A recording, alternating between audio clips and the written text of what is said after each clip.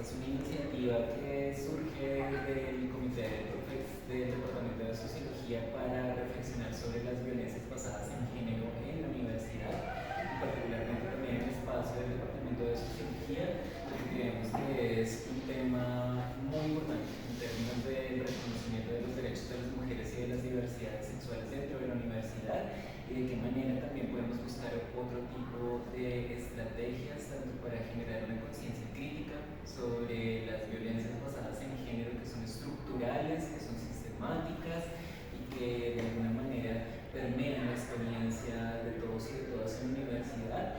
Y de alguna manera pues habíamos pensado también en cómo podemos generar otras estrategias para comunicar lo que está sucediendo, para gritar frente a estas violencias que nos aquejan, y por eso tenemos una invitada muy especial a quien agradezco mucho, que es Laura Castellón, y muchas gracias Laura por estar aquí acompañándonos el día de hoy, que nos va a mostrar su trabajo alrededor de estas estrategias para contrarrestar, combatir, denunciar las violencias basadas en género en los contextos universitarios. Entonces voy a leer rápidamente una pequeña biografía de Laura. Laura es psicóloga, es feminista, es magíster en estudios culturales de la Pontificia Universidad Javeriana, es investigadora y coautora del cómic Gritar desde adentro, una investigación que explora las grietas del silencio sobre las violencias basadas en género en las universidades, que por cierto trabajo libros para vender. Si quieres adquirirlos, están muy buenos. Laura cuenta con experiencia en creación, diseño y implementación de procesos pedagógicos en prevención y atención de violencias basadas en género y sexualidad, fortalecimiento psicosocial y educación para la paz con enfoque crítico y psicosocial, y actualmente se desempeña como líder del equipo Violeta de la Escuela Superior de Administración Pública ESA. Entonces, Laura, bienvenida, muchísimas gracias. La idea es que podamos tramar una conversación fluida también, no es solamente una cosa unidireccional, sino que podamos participar activamente en el diálogo que Laura nos va a compartir. Y bueno, te doy la bienvenida y te paso la palabra, y gracias por estar aquí. Gracias. Amiga, hola. Pues, hola, ya. Mi nombre es Beatriz. Voy a hacer una confesión, y es que cuando estuve en mi pregrado, luego en mi maestría y luego en muchos espacios de trabajo, yo siempre leía a Lanis, y hace como, pues no sé, hace como 2 años, creo que siempre coincidíamos, pero hace 2 años prendimos velitas juntas en diciembre. Sí. Y entonces luego es ya como que pues nos parceríamos, y entonces es muy divertido como recibir invitaciones, pero sobre todo como que me siento muy honrada. Entonces, no sé si me sí.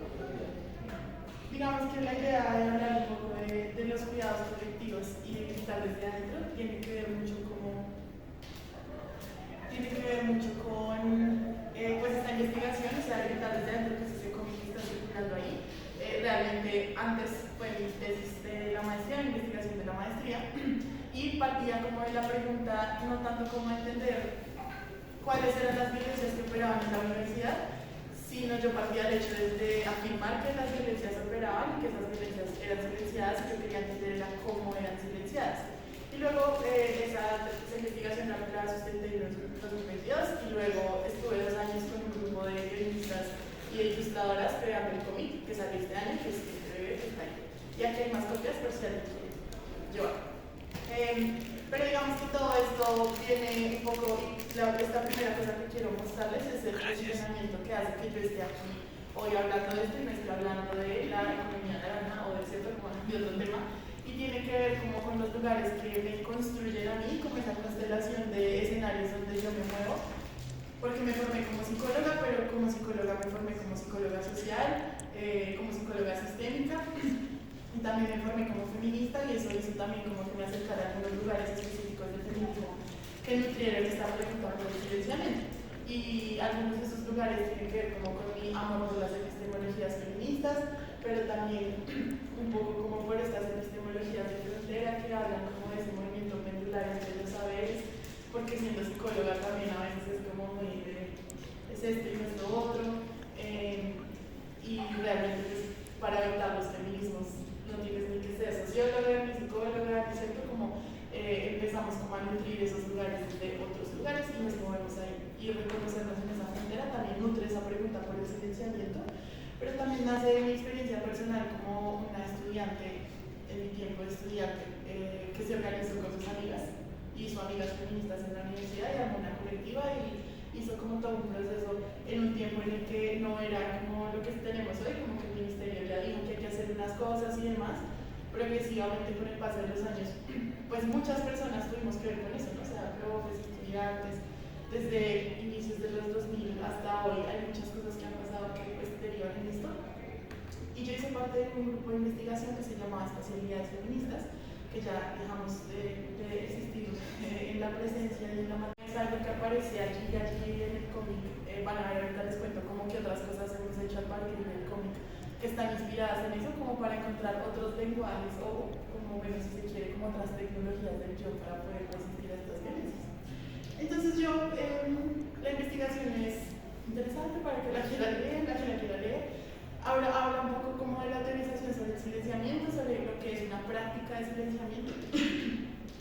Me he hecho un capítulo ahí también hablando sobre la universidad como un lugar de producción de conocimiento y como una posibilidad para desbaratar las epistemologías anglocéntricas que lo constituyen. Y habla también un poco de la historización de qué es lo que ha pasado con las violencias en Colombia, porque se tiende a pensar que este tema fue un boom desde cuando fue el evento, como en el 2017, 16, y entonces antes nadie hablaba de eso y de repente un día como las actrices famosas dijeron, ¡ay! Entonces todas hablamos de eso y no es cierto. Desde hace mucho tiempo en Colombia pues esto viene sucediendo y Colombia sí creo que es un lugar referente como en avance normativo, pero también en activismo sobre este tema y eso es como muy chévere. Pero pues la tesis es muy larga, si la quieren ver por ahí está. Solo les quiero contar la conclusión de la tesis y ya me voy a ir a hablar de otras cosas. Y es que en esa investigación pues mi pregunta era por entender cuáles eran las prácticas de silenciamiento. Y conversamos con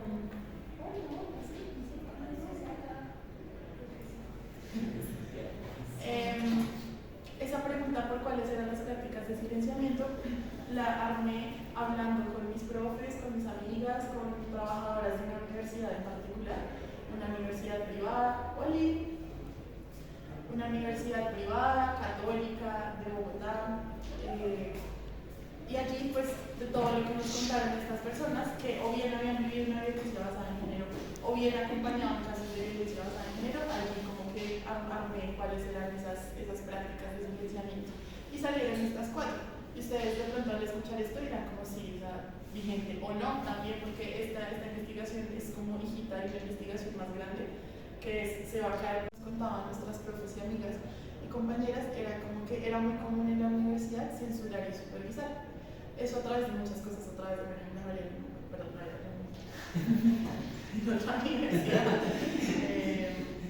Y se cancelaban eventos sobre aborto, porque por ser una universidad católica, entonces el argumento que decían era como que teníamos que invitar a la otra parte, porque era un debate, entonces teníamos que garantizar que el debate tuviera las dos posturas, y nosotros decíamos, no, pero es que no es un debate, tenemos derecho a informarnos. La intervención del espacio público en una universidad privada es súper distinta, entonces digamos que las paredes nos hablan de quién este salón.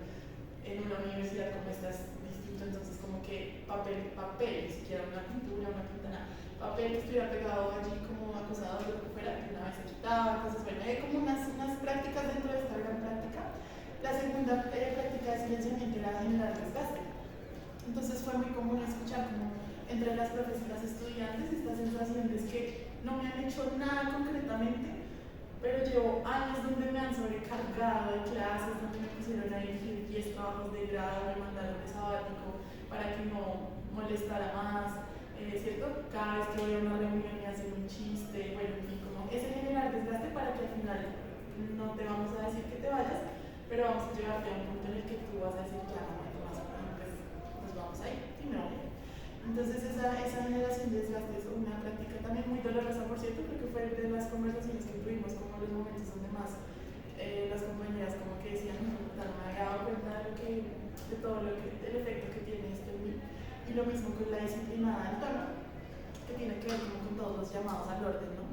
Entonces todas las veces que nos han llamado groseras, altaneras, se me hace el tono, esas no son las formas, y demás, como que nos llevaba mucho a pensar en que, o sea, después de cierto tiempo en el que te dicen que tú eres la grosera y la altanera, y cierto, la histérica, pues ya como que una dice, ¿será que sí? O sea, de pronto será que soy demasiado en este contexto. Y esa interiorización de ese chiste, de ese insulto, de esa disciplinada, pues también es una cosa muy dolorosa que progresivamente como que impacta mucho, pues como nos atraviesa la carne. Y la última práctica que creo que ha cambiado ligeramente desde 2022 aquí, a pasos muy agigantados, es hacer como si se hiciera el trabajo. Entonces ustedes piensan aquí en la Nacional cómo funciona el protocolo, pues ahora hay equipo, ¿sí? Y en las universidades ahora tienen equipos. Pero en el 2022 estaban las universidades corriendo para formalizar sus protocolos. Entonces el protocolo era como una acción de, mira, ya sí tengo mi protocolo, ya ministerio, por favor, no digas nada, no lo leas porque tampoco tiene mucho enfoque. Y pues lo que ellos implementan son la psicóloga de bienestar, ¿cierto? Que de pronto hace eso y hace permanencia y hace cualquier otra cantidad de cosas. Entonces hacer como si se hiciera trabajo es una práctica común en las universidades donde yo digo como, bueno, sí, o sea, tengo esto y me importa. Y vamos a hacer lo que está a nuestro alcance por tu caso, pero digamos no hay como un grado de implicación, quiero acompañarte a resolver tu caso.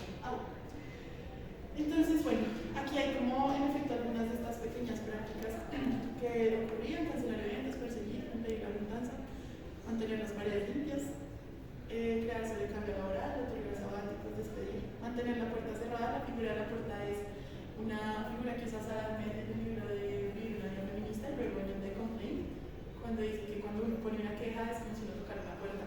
Y cuando tocas la puerta, lo que tú esperas es que alguien diga, igual la necesitamos abrir. Pero lo que pasa en las instituciones es que es como, igual vamos a mantener la puerta cerrada porque ya viene a armar un escándalo. Entonces, un poco de eso. Disciplinar el tono, lo que ya les dije. Y al hacer como si se hiciera el trabajo, pues tiene que ver con eso, con el protocolo. Muchas veces concordar las acciones de las colectivas, entonces decir, no, la universidad ha avanzado en esto porque la colectiva lleva un montón de años en esto, pero no es la universidad, son las estudiantes, ¿sí? Y simular medidas para atender los casos. Esto pasa mucho cuando el caso se vuelve mediático, entonces tenemos que salir a decir, hicimos esto frente a este caso. Bueno, paréntesis, yo trabajo en una universidad, o sea, yo también habito este doble lugar de la institucionalidad, donde he visto también cómo opera esto y también he entendido que hay gente tratando de hacerlo distinto, ¿no? Entonces, digamos que para finalizar esta cosa de silenciamiento y parar un poquito, como para seguir con otros temas muy chéveres, al final de esa investigación lo que yo concluía es que el silenciamiento hacía parte del engranaje de la universidad. Entonces la universidad funciona de mismo modo, ¿cierto? La universidad tiene unas dependencias, la universidad tiene una normativa, tiene también como un hábito que se ha creado para que funcione como funciona, que en la nacional sea así, no de otra manera, ¿cierto? Un poco de eso que constituye la universidad como un lugar donde se legitima la cultura y el saber tiene que ver con el silenciamiento de las violencias. Entonces, digamos que me preguntaba mucho como, pero ¿qué tiene que ver eso? ¿Qué tiene que ver con las tajadas? Y argumentaba yo, y también lo argumento gracias a que en especialidades feministas lo discutimos mucho, ese profesor o ese estudiante o esa profesora que fuera responsable de una violencia necesita permanecer en la universidad, porque la universidad le está pagando para decir cualquier cosa, la beca de entrada, ¿sí? O porque ese profesor publica 20 artículos al año, entonces nos tiene una investigación de categoría A en conciencias y entonces necesitamos que permanezca. Por lo tanto, si este sujeto se metió no en una situación bochornosa, ¿cierto? Pues démosle trámite, digamos que mantener a ese docente o a ese trabajador o a esa trabajadora allí es mucho más importante para sostener la universidad que hacer algo distinto, ¿no? Que hacer algo distinto con esa queja. Por eso yo decía que el silenciamiento era como constitutivo de cómo existe la universidad hoy, y que el silenciamiento también constituye como una práctica en la que yo decido qué quiero saber, ¿sí? La institucionalidad no es que no sepa, o sea, no es como que la institucionalidad no sepa qué ocurre en las violencias, no sepa qué pasa, por ejemplo, aquí los jueves en la nacional, ¿sí? Sí sabe, pero la institucionalidad también administra qué quiere saber y cómo lo quiere saber, y cómo quiere decir públicamente que sí lo sabe. El silenciamiento no es como solo decir, sino todo un engranaje de acciones que permite que al final la institución diga como, pero eso no pasó, o sea, eso pasó fuera de la universidad. universidad, pues pasó fuera de clase, pues pasó como...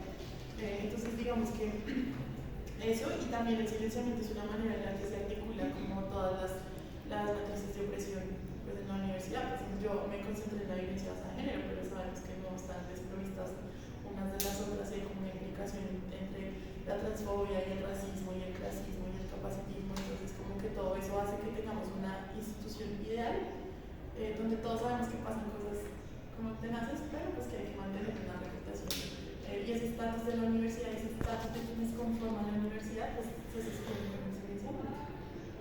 Y hasta ahí fue como ese pedazo resumen mega flash de lo que fue mi investigación. Pero con Alanis conversamos un poquito como de qué cosas queríamos como profundizar aquí. Y una de las preguntas que tiene Alanis y tengo yo, creo que tenemos todas, es como la pregunta por la justicia o por la justicia. Porque nos estamos dando cuenta que ya teniendo protocolos, que ya teniendo equipos, que es más, teniendo feministas en esos equipos, los casos siguen sin resolverse, sigue pasando el tiempo y no logramos como sobreponernos al scratch, por ejemplo. No sabemos todavía qué viene después del scratch, no sabemos todavía qué viene después de hacer la pinta en la pared. No sabemos si el caso va a durar 2 o 3 años abierto, y eso dentro de las universidades. ¿Qué hago esos 2 o 3 años encontrando a esa persona? ¿Sí? ¿Qué hago esos 2 o 3 años igual teniendo que limitar que el parche de la universidad es el mismo parche de esta persona? Entonces como que hay una cosa ahí que no se logra resolver con la institucionalidad y que no se logra resolver tampoco señalando que existe el silenciamiento. Entonces, para hablar un poquito de la injusticia, quiero proponerles que leamos un capítulo del cómic. Y voy a ponerlo aquí y voy a necesitar esta vez logramos ver, voy a pedir como al azar quien quiera ir leyendo los cuadros de diálogo y tengamos presente que aquí vamos a entender o a hacernos más preguntas sobre la justicia. ¿Listo? Entonces, Majo es una estudiante de una universidad privada católica de un país. Y le pasa algo en el primer capítulo. Y luego vamos viendo qué pasa con Majo a lo largo del cómic. Pero entonces este es el capítulo, ¿no?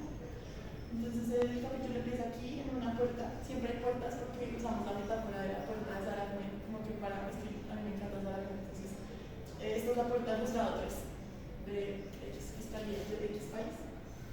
Y empieza entonces el cómic. Toca la puerta.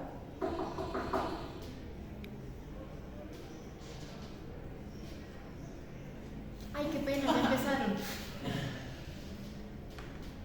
Profe Vicky. Ahora entonces, si quieres puedes leer No le dije que está un poquito corrida la... Voy a abrir otro más porque a mí se lo quiero llevar y leemos con este. Listo.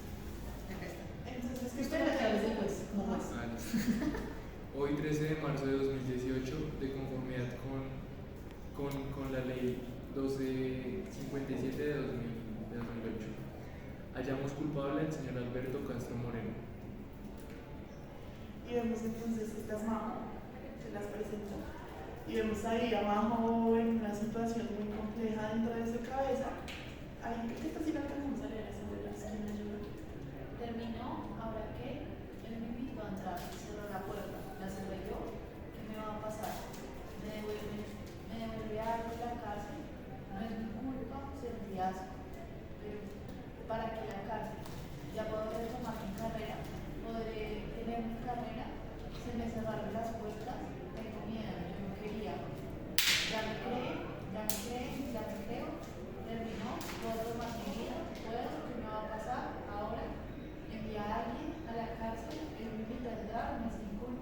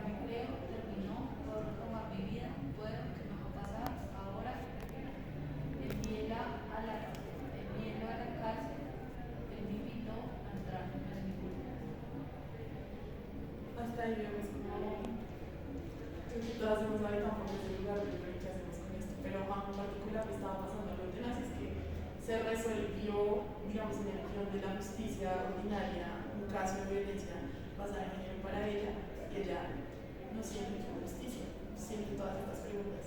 Quiero que tengamos como esa imagen de Majo así, tal cual se está sintiendo, para que ahorita vamos hablar y sigamos. ¿Qué tal? ¿Cómo te sientes? No sé, mandé a alguien a la cárcel. Eso de mí que me iba pensando, ese señor antes de decirte lo que hizo ese día. Entonces ahí nos vemos, nos vamos un poquito como al recuerdo, y entonces vamos, recuerda lo que pasó ese día. Sí, ese día sale Majo de esa puerta, desde el salón de ese profesor, sale corriendo y se encierra en el baño. Y luego suena el teléfono. Ring, ring. Hola, Sara. Amor, ¿dónde estás? Muero de hambre y no apareces. No, ya no. ¿Qué tienes? No, nada. ¿Estabas llorando? Majo, ven, tranqui, dime dónde estás. En el baño del recinto. ¿Qué es eso? Oye, el segundo piso creo que es. ¿Por qué? Voy para allá. Majo sale un poquito de la ensoñación, alguien la interrumpe. Majo, Majo, Damos un poquito más duro para que nos podamos escuchar. Majo, Majo. Hija, vamos por algo a la cafetería de al lado. Solo quiero que sepas que eres una mujer muy fuerte. La fortaleza me la dieron ustedes, Sara. Que me escucharon y me creyeron y me ayudaron a poner mi nombre a lo que me pasa. Para eso estamos, Majo, para cuidarnos. La universidad está cagada, nos dejó solas. No solo las dejó solas, sino que les puso todas las trabas. Y Majo ahí se devuelve de nuevo en el tiempo y recuerda. Hola. No, de qué. Bienvenido.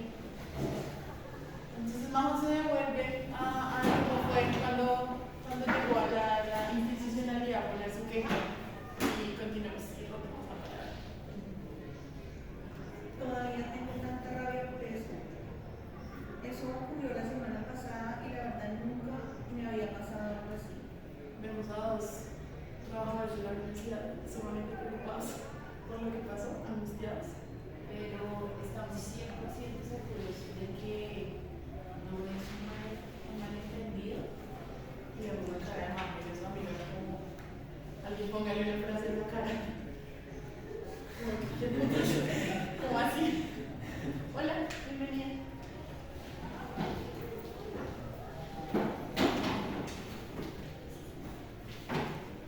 Espera, es solo una pregunta. Pregunta que seguramente les van a hacer muchas veces y siguen con esto. Mira, siento mucho lo que te pasó. Yo creo que puedes ir con la psicóloga de la universidad para que superes este lamentable episodio. Ok, pero yo todavía tengo que asistir a esa clase con él. Podrías retirar esa clase y verla en el próximo semestre. Pero no hay otra opción. Eso me atrasaría y no es la idea. Y la unión debería hacer algo con ese señor. Bueno, es que es tu palabra contra la de él. Porque aquí está el mal nombre del profesor con una trayectoria académica muy larga y con mucha reputación. Miren, niñas, en la universidad estamos muy interesados en cuidar a todos los estudiantes y por eso tenemos este protocolo. Ahí no se alcanza a ver, ustedes no pueden ver el cómic, pero el protocolo le pusimos un jocoso nombre que dice Protocolo para la Armonía de la Comunidad Universitaria. O sea, eso es nada. Sigamos. Pero una mano toda vampiresca poniendo la mano.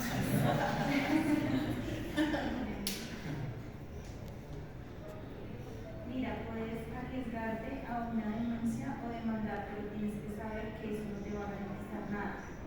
Estos procesos son muy largos y desgastantes por tu bien, de verdad linda, sigue adelante.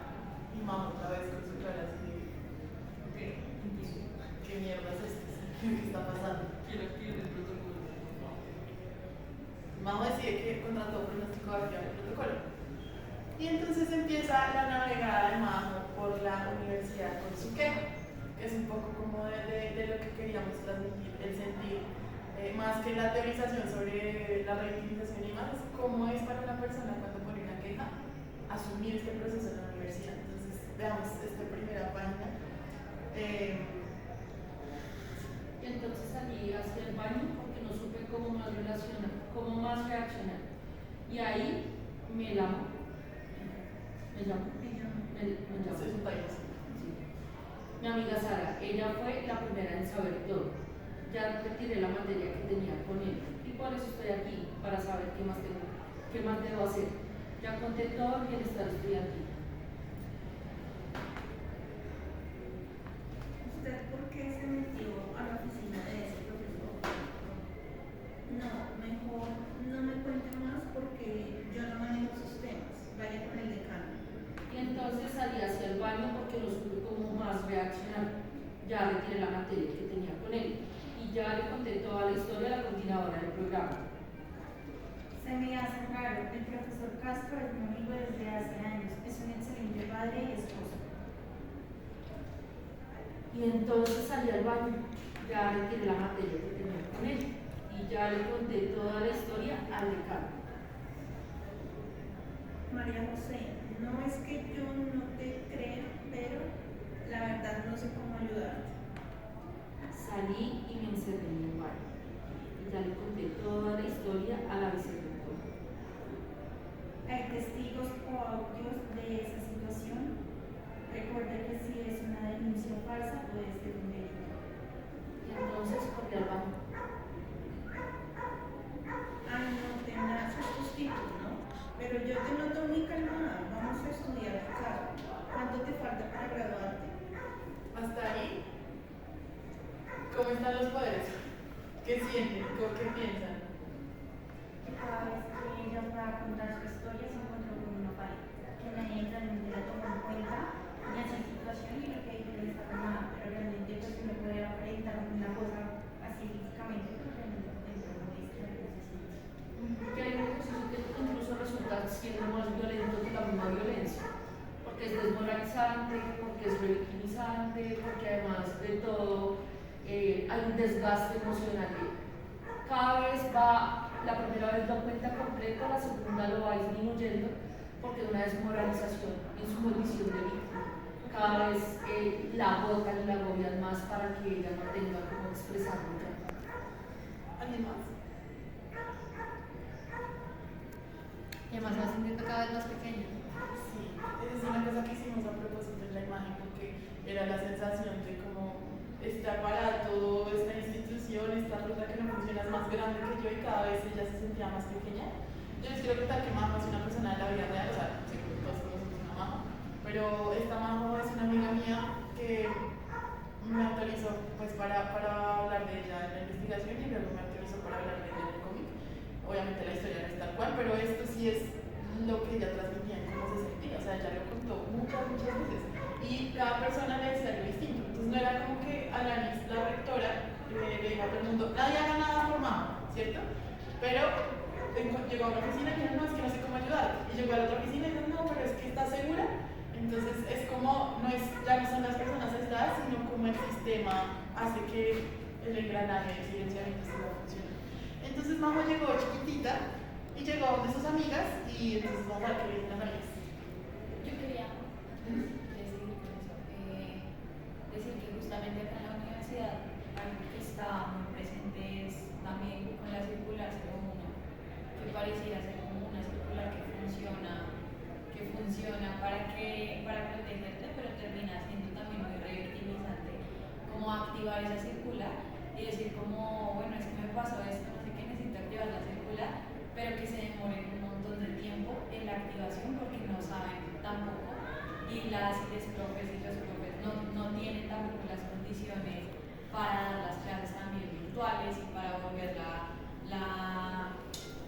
para cambiar como su metodología y aparte el proceso es lento, pero te toca a ti siendo la persona violentada ir a buscarlos, ir a hablar, ir al departamento de la persona que te abusó, que te hizo lo que te hizo y te toca ir hasta allá y decir como no, es que me y pues las que no van en proceso, aunque ya hayan protocolos, aunque ya hayan rutas, aunque ya hayan cosas, aunque ya hayan equipos de género, pues sigue siendo el proceso burocrático sigue siendo muy revictimizante y sigue recayendo sobre las víctimas y no sobre la institucionalidad. O sea, son las víctimas las que en último tienen que ir a buscar, tienen que ir a enviar correos, tienen que revisar cada cosa que les pasó solas y es como, bueno, ¿y cuál es el acompañamiento real que están dando?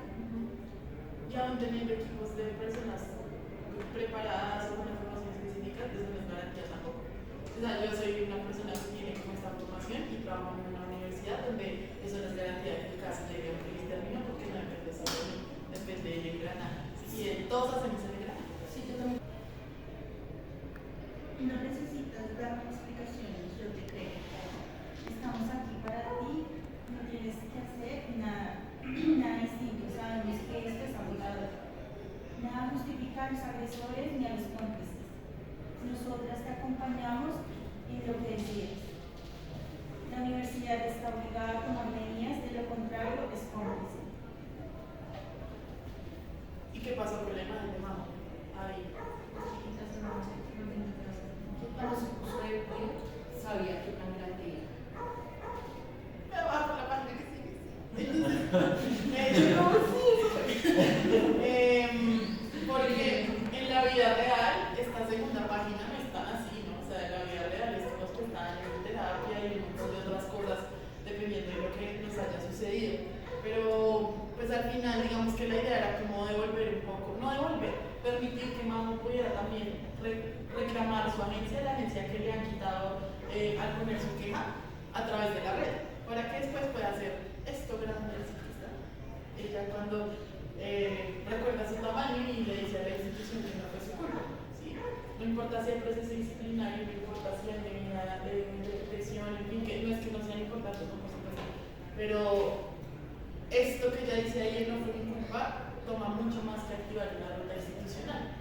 Y es como la pregunta donde nos quiero llevar ahorita. Entonces ella al final dice, huele su café delicioso y vuelve a la cafetería después de estar en este juzgado y dice, qué bueno que nunca estuve sola. Y es como una sensación de volver como el apapacho, que no es lo único, pero nos hace sentir un poco menos solas esta situación que dice cada nuestro capítulo voy a volver como la pregunta por la justicia o la injusticia, paréntesis, todas las fotos que salen en el fondo son las fotos de mi tiempo en el pregrado, son fotos de mis amigas y de las marchas, como las que inspiraron un poco que yo hiciera esa investigación así. Este es de mis stickers favoritos de WhatsApp de la temporada. El gato que dice, llamen a Dios. Porque yo siento que cuando pensamos en este tipo de situaciones y pensamos en la justicia, pensamos que la justicia es como llega la mujer del tarot con la balanza y así como, y alguien haga algo. Y la institucionalidad, que no sabemos quiénes son, que resuelvan y que hagan algo. Pero realmente eso nos pone como en un lugar bien problemático y es como en el debate sobre el primitivismo, ni siquiera diría versus, diría la reparación.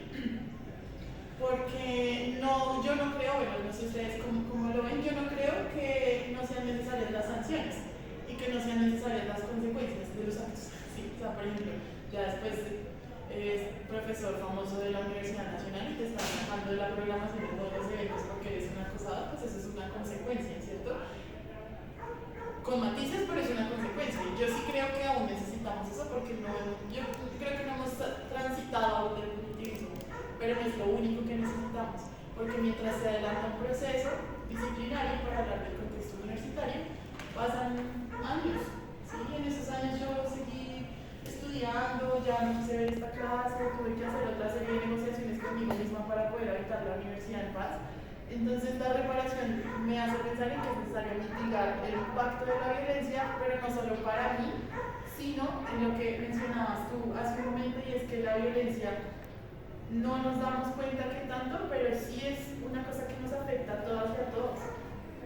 O sea, la vez que seguro Alanis dejó de ver a un estudiante o a un estudiante porque se ausentó de la clase, porque le pasó esta cosa, y ni siquiera pensemos en la violencia, pensemos en las cosas que nos atraviesan en las universidades. la madre soltera que no pudo ir a la clase porque estaba cuidando a su hijo y su pareja, tal cosa, ¿cierto? O esta persona que es su madre, que es cuidador de su madre, está enferma y no pudo asistir a las clases. O sea, eso sí hace un hueco en lo que pasa en las clases y hace una fuga de conocimiento en cómo en los quienes nos estamos formando en las universidades, pero también en cómo vivo el espacio libre, cómo vivo mi ocio en la universidad, como que eso no lo hago como un proceso disciplinario. Entonces ahí viene la pregunta por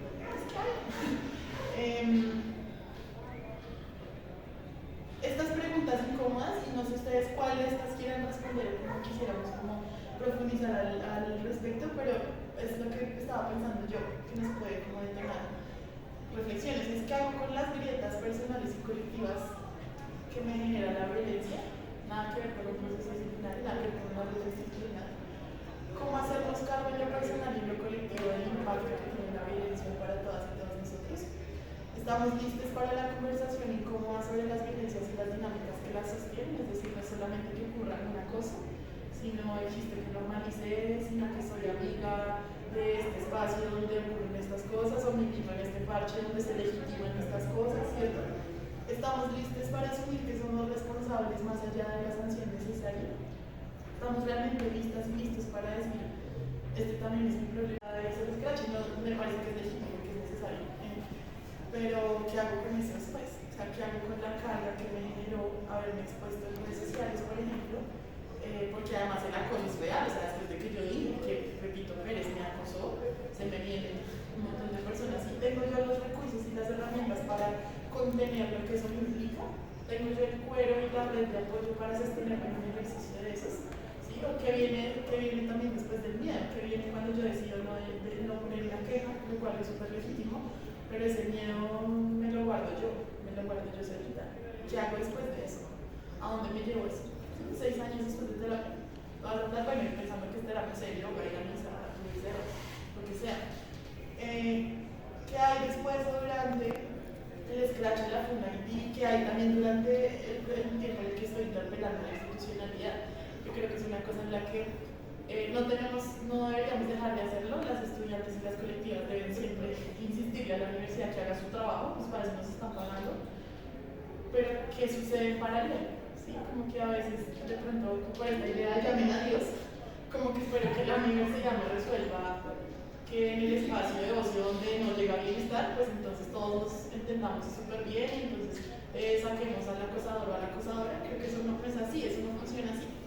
Y estamos viendo la institucionalidad con principio de realidad sin subestimarla, es decir, lo que sí se puede hacer y lo que no se puede hacer. A veces depositamos la esperanza de que nuestros vínculos cotidianos en la universidad se resuelvan porque la psicóloga del estadio dijo, como en el jardín, ¿no? Como, ven un abrazo y aquí no pasa nada. Pues es que pero es un poco como la expectativa. ¿Alguna de estas preguntas les genera o agregarían otra para pensar en esta idea de la justicia? Ay, qué cagado. Lo que necesito me avisas. ¿Cierto? Pero como que no hago una pregunta distinta, como por decir, bueno, ¿cómo hago eso? Entonces, el siguiente bloque de esta conversación es cómo nos podemos hacer cargo y podemos ser parte de una red que cuida. Acuérdense que este nombre era como cuidados colectivos, de otras formas de preventar este derecho. No sé qué has hablado. Ok. Les voy a contar esta es una de muchas experiencias que existen, pero es muy interesante, me parece que ahí hay un potencial que no hemos terminado de leer. Entonces, con base en esa idea, en ese abordaje de la teoría del espectador, se inventaron en el Reino Unido una cosa que se llama The Intervention Initiative y la replicaron aquí en la Universidad de los Andes, que se llama Es Contigo, digamos, haciendo como una validación aquí para el contexto muy andino, no sé qué, colombiano muy andino. Y después yo terminé un día trabajando con la Secretaría de Educación para hacer ese proceso de los Andes válido, como aterrizado más al contexto de los colegios públicos y lo hicimos con profes y con estudiantes. Cogimos toda la propuesta metodológica y la volvimos un poco más como con esta apuesta participativa que tiene la Secretaría de Educación y nos inventamos una cosa que se llamaba agentes de cuidados, está en internet, lo pueden chismosear, pero la carne de todo esto que está, cada una de estas cosas la pueden buscar en internet y pues obvio cada una tiene su autoría distinta, es que la teoría del espectador sobre la que se sustenta esta propuesta tiene una un camino muy sencillo. Y es cómo hago para que esos terceros que observan la violencia se hagan cargo. ¿Cómo hacemos para prevenir la violencia? No diciéndole a la víctima que no se debe violentar, ni a la presunta persona responsable que no violente, sino cómo como colectivo lo hacemos. Y son 4 claves súper sencillas. La primera es notar el evento, la segunda es interpretarlo como un problema, la tercera es sentirnos responsables de su manejo, la cuarta es tener herramientas para actuar y voy a ir una por una. La primera, notar el evento, que en términos castizos es darme cuenta de que no me estoy dando cuenta. Y entender por qué cuando ocurre la violencia nadie hace nada. ¿Sí? Entonces es como cuando uno ve el robo en el caso de una riña en la calle y no va y dice, tenaz. Y uno sigue su camino porque le da miedo por la razón que sea. Lo mismo cuando observo algo más normalizado como un acoso sexual. Es como para que se como si, ¿no? Yo no me meto qué tal que sean parejas, estén peleando yo. O cuando salimos de fiesta en la madrugada vamos caminando por la calle y uno se encuentra a la pareja discutiendo y uno dice, no, pero no me va a pasar. La gente no hace algo desde la psicología social por al menos estas 5 razones, no son las únicas, son más, pero al menos estas 5 razones. La primera es como por la deseabilidad social, porque quiero siempre pertenecer a un colectivo y si ese colectivo valida o no valida la violencia, valida la violencia, pues voy a dejar de pertenecer y yo no voy a arriesgar eso. La segunda cosa es que si yo digo algo se van a burlar, el temor a la vergüenza. La siguiente es el temor al castigo, y es que si yo digo algo va a haber una consecuencia para mí. La rosa ya no se puede decir así, yo me fiesta porque entonces rosa va a saber todo lo que pasa. ¿Sí? La cuarta es la difusión de la responsabilidad, y es que yo pienso que alguien más va a hacer algo. Entonces, si yo veo que a Rosa le pasó esto, yo pienso que pues, Alanis como es la propia, y ella siempre está súper empoderada. Alanis Mantorell. Yo lo tengo que hacer. Y la última se llama falso consenso, y es cuando yo creo que aquí todos legitimamos la violencia. Como yo creo que todos pensamos eso, pues yo no me voy a ir contra el colectivo, pero resulta que todos pensamos lo mismo. Todos pensamos que tal vez todos pensamos eso y no es cierto. Por eso se llama falso consenso. Entonces lo primero es darnos cuenta de que no nos estamos dando cuenta. Y esto no es para que entonces hoy digamos, no, pues ya con eso se resuelve, sino para que nosotras que estamos aquí, que somos el 0.0000005% de la universidad que está en este salón, pues le contemos esto a alguien más. Después de que nos dimos cuenta de que no nos estamos dando cuenta, tenemos que interpretar eso como un problema. ¿Ustedes cómo se dieron cuenta de que la violencia basada en género es un problema? Una pregunta para ustedes personales, ¿por qué esta puesta les resulta a ustedes tan cercana? Creo que ya le hemos anticipado, porque en mi historia personal me pasó, porque a una familiar me pasó, o a un familiar, porque de tanto hablarlo ya me cohibí toda, porque de tanto recibir quejas ya digo como esto es insostenible. Pero hay una pregunta que por eso menciona Sam, y es que necesitamos devolver la responsabilidad de las violencias a donde pertenecen. Y estamos pensando que la responsabilidad de la violencia únicamente es de quien ejerce la violencia. Pero pocas veces estamos diciendo en voz alta que la responsabilidad de esta violencia es del colectivo. Y en tanto yo lo siga poniendo en el colectivo, como que todo el mundo va a decir, ay, sí, la universidad que haga algo, o esta persona que deje de violentar, pero no estamos haciéndonos cargo de esta conversación común, que la responsabilidad está aquí, en el sistema, ¿no? Es en la red que estamos formando, no es de Rosa, no es de Dani, no es de Sánchez, no es de Laura, sino que hay que devolver esa responsabilidad del colectivo. Estas son todas preguntas para reflexionar, pero desde aquí vengo con las cosas que son concretas que podemos hacer.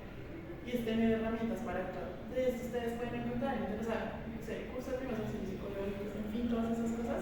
Pero durante todo este tiempo que hemos hecho este ejercicio en varios espacios haciendo prevención, digo hemos porque pues somos muchas las que lo estamos haciendo, esto de las herramientas para condensarlo para alguien que me diga, no es que yo no soy psicóloga, realmente yo no sé primeros auxilios psicológicos, no soy abogada, no sé cómo activar una ruta con una entidad, entonces les voy a dejar estas claves.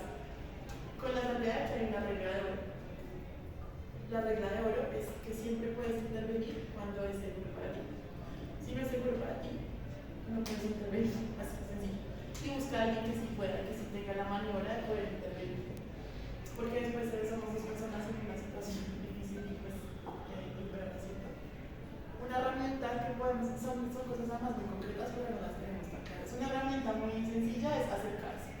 Siempre que yo veo que alguien lo está pasando mal o que alguien acaba de vivir una situación de violencia basada en género, es mejor acercarme que no acercarme. Voy a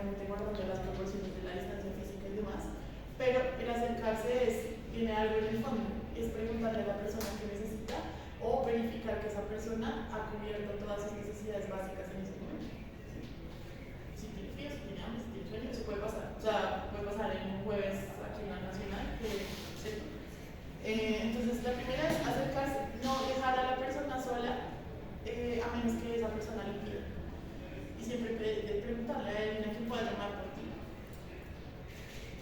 Si yo estoy presenciando una situación de violencia basada en género, o estoy presenciando una conversación, no sé, estoy en una reunión de profes y de pronto sale el chiste de todas las mujeres de tal región, tal cosa, una estrategia muy, no es para justificarlo, pero es una estrategia que nos permite disuadir esa tensión en el colectivo, es distraer. Y es que si presencio comportamientos que pueden escalar a una violencia basada en género, es importante interrumpir la conversación y esa interacción entre las personas, ¿sí? Para sacar a la persona de ese contexto. Por ejemplo, Alanis, yo soy jefe de Alanis, pero soy jefe de Alanis y yo digo, bueno, Alanis, son las 5 de la tarde, ya todos se van, tú quédate aquí, por favor, ciérrame la puerta, que ahora sí vamos a hablar de esa invitación que no me has aceptado. Y entonces llegas a mí y dices, ¿cómo no? La verdad, lo que pasa es que Alanis y yo teníamos un compromiso. Hasta nunca, me la llevo, ¿sí? O resulta que es que no, ya habíamos quedado de hacer esta otra cosa y me la llevo. Interrumpir, distraer, siempre es una manera de desescalar la violencia. Cuestionar. Ahora sí voy a darle la reunión del chiste. Yo sé que tenemos muchas ganas siempre de cuestionar a la persona, que decir como Pérez, eres muy violento, acusador, misógino por decir esta cosa, pero funciona mejor en el colectivo no señalar a Pérez, sino señalar lo que dijo, señalar su creencia. ¿Por qué? Porque eso hace que Pérez se sienta que no es un ataque contra él, sino que tal vez, bueno, le desescala un poquito esa idea de sentirse prevenido. Entonces, si escuchan un chiste o comentario que reproduce roles estereotipos de género, es importante cuestionar la creencia. Hacer la diferencia en la conversación tiene mucho sentido y vamos a ser incómodas, como hemos dado mencionemos aguafiestas, pero no es lo mismo que después del chiste de las mujeres de X región te diga, oye Rosa, ¿y a ti por qué te parece chistoso decir que las mujeres de tal región tal cosa? ¿Sí? ¿Por qué te parece chistoso decir que las personas que se visten de tal manera tal cosa? Y esa persona siempre queda como, no se aguantan nada, no nos aguantamos nada. Pero ustedes piensan lo mismo y alguien más va a decir como, sí, la verdad es que a mí no me parece. Al menos se genera un debate y cambia el tono de la conversación y pare esa dinámica en la que nos estamos viendo del chiste misógino, del chiste transfóbico, del chiste clasista, racista, lesbofóbico. Luego está la siguiente herramienta, que es la de conectar. Es que a esa persona a quien yo veo que está viviendo una violencia, preguntarle si la puedo contactar en el futuro, preguntarle si hay alguien a quien yo pueda llamar por ella, que la haga sentir más tranquila, ¿no? Resulta que Sam, yo no conozco a Sam, entonces, pues Sam, por favor, coge el teléfono, llama a mi mejor amiga, quédate aquí mientras llega mi mejor amiga, ¿sí? Puede ser. No tienen que saber primeros auxilios para eso. ¿Sí? Es una cosa muy sencilla que puede hacer la diferencia. Si yo estoy presenciando una agresión directa en este momento, tal cual, pues yo sí. Obvio en ese momento la desescala y obvio en ese momento también le quita como a esta persona la idea de que puede en efecto ejercer todo el control sobre esta persona. Es importante. Obviamente estas son estrategias que pueden ayudar a desescalar la violencia, pero nunca reemplazan como la ruta institucional.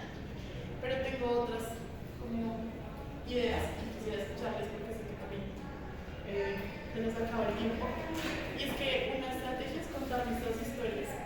Contar nuestras historias puede ser esto, pero contar nuestras historias es también un ejercicio académico y es un ejercicio teórico.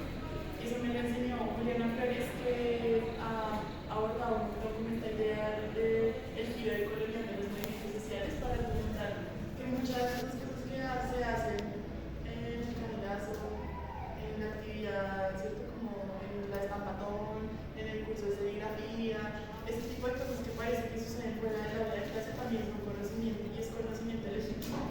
Y hay una diferencia entre que sea validado como conocimiento legítimo y que no, y es que nosotras y nosotros mismos estamos en la, como, ojalá podamos ser quienes traducen esas experiencias y llevarlas a otros formatos para que circulen también como un saber que es legítimamente académico, como el cómic.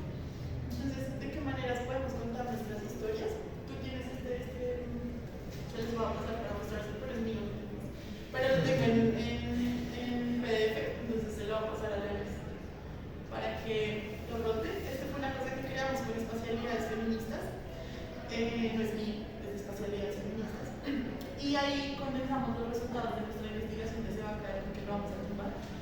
y hicimos como una cosa extraña, era un fanzine inicialmente, pero pues terminó siendo como esta cartilla otra que recoge la experiencia de las colectivas con las que hablamos y cuenta la historia de algunas colectivas de la PEA, algunas colectivas de la Javeriana, algunas colectivas de la Nacha, algunas colectivas de los Andes, y tiene también unas hojitas de como talleres. Entonces hay uno que es como prepara tu propio gastroamienta, hay otro que es como haz un ejercicio de memoria con tu colectiva, y así como que ese conocimiento que nosotros hemos pensado que era nuestra metodología del viernes de nuestra reunión, es una cosa que podemos hacer que circule, sobre todo que es una cosa que tiene mucho valor epistemológico también, en el sentido de que nos recuerda desde qué lugar estamos comprendiendo el mundo. Está obviamente Gritar desde adentro. Gritar desde adentro, para que lo sepan, fue creado por todas estas personas, eso pues es mi investigación, pero hay dos guionistas que son Alejandra Silo y Andrea Cagua, Nana Santimente, Guaresquín, Yapi y Ayupi, son las ilustradoras. Entonces ya dejó de ser un bebé de Laura Castrillón y es una creación colectiva, hablando de la idea de colectivizar los cuidados. Y fue gracias a la idea de colectivizar esta creación, que es Gritar desde adentro, que nos inventamos hace poquito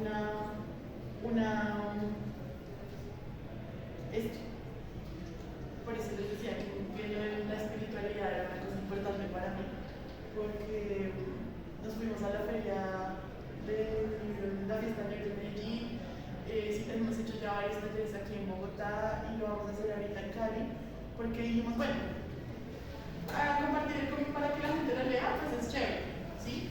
Pero también necesitamos que esta sea una conversación más colectiva que solo hablar de las universidades y más colectiva que solo llegar a las feministas de los parches y a las profes y tal. Entonces nos inventamos un taller que se llamaba Cómics y Oráculos de Resistencia. Y entonces el sentido de ese espacio es como convocar a la gente, a quien quiera, y proponerles, después de leer el cómic juntos, unos apartados del cómic y demás, proponerles que creemos un oráculo y proponérselos como a modo de juego. ¿Sí? Como que la gente de pronto no cree en los oráculos, pero sí le gusta jugar. Entonces, bueno, vamos a jugar, aquí vamos a meter cartas y vamos a crear dos grupitos de cartas. La primera carta va a ser una carta que hable cómo te sientes silenciada o silenciado en tu cotidianidad. Y lo vas a representar en un dibujo, le vas a poner un nombre y como en las cartas vas a crear el significado, así como que se metan en el papel. Y en el segundo grupo de cartas vamos a crear de qué manera tú te resistes a ese silenciamiento en tu cotidianidad. Y entonces de aquí una anécdota hermosa es que en Medellín llegó mucha gente, y entonces había gente que dibujaba así muy bien, había gente que no, y bueno, hasta que llegó una mamá con dos niñas, y entonces nosotros dijimos, no, pues las niñas no pueden estar aquí porque o sea, como la violencia en las universidades, entonces las niñas como que no están expuestas a eso todavía, y dijimos como, bueno, que puede manejar, pues esas niñas no hicieron sopa y seco porque su carta de silenciamiento era como, me siento silenciada cuando me dicen que no y no me dicen por qué. Y para resistir a eso, respiro como me enseñó mi abuelita. Y es muy bello, como una sabiduría muy, como sí, eso sí, para que la gente pueda entender también que el silenciamiento no es una cosa para hablar de este tema que solo ocurre cuando hablamos de la violencia basada en género, sino que las personas se sienten silenciadas a diario. Pero asimismo las personas sienten que pueden resistir a diario de muchas maneras. O sea, la única manera no es hacer un scratch o hacer un plantón, que son súper legítimas y son súper necesarias, pero no es lo único. Cuando yo colectivizo que es que tú que no eres activista, que tú que no estás en este parche feminista, tú también resistes, tú también estás en ese ejercicio, pues como que yo me siento un poquito más parte de, y me siento un poquito más como más responsable de español, hablando de estas cuatro claves. Entonces nos inventamos ese taller, ha sido muy divertido, y un día, yo creo que tú haces muchos talleres en tus clases, podríamos inventarlos también. Pero bueno, esto todo para decirles que al final de la investigación, y con esto esperemos que ustedes cuentan cómo se sienten, al final de la investigación, la idea que a mí se me hacía hermosa era pensar que hablar del silenciamiento en las universidades era una manera de imaginarnos, o sea, de aportarle a esto de las epistemologías feministas, porque nos ayudaba a pensar que en la universidad era posible construir el conocimiento de otras maneras, porque ese conocimiento que estamos aprendiendo hoy en nuestras aulas de clase, que está lleno de estos profesores o profesoras que legitiman la violencia nos ponen a leer mujeres o personas diversas en nuestros sílabos, ¿cierto? Que no nos proponen tampoco como otras metodologías más desde lo emocional, más desde lo participativo, pues solo hacía que la universidad siga existiendo como un lugar donde se reproduce como el androcentrismo, obvio, no es del todo así, o sea, hay lugares donde se resiste también a ello, y eso es lo bello de la universidad, pero en esta lógica de pensar más el conocimiento sensible, una de las profesoras decía, como después de acompañar tantas quejas y de todo esto, como de ahí salgo a producir ideas geniales, pues estoy cansada, tal vez no tengo esas ganas de... Al final le preguntamos a la gente de qué se agarraban para poder resistir, para poder seguir gritando desde antes. Esto es algunas cosas que nos decían las personas, pero tal vez la manera de nosotras cerrar aquí es como, pues ustedes como de que se agarran para seguir haciendo esto, de que se agarran para seguir resistiendo a las maneras en las que son silenciadas y silenciadas a diario. Voy a parar para que también como que, pues no sé, como lo ven, qué les parece esta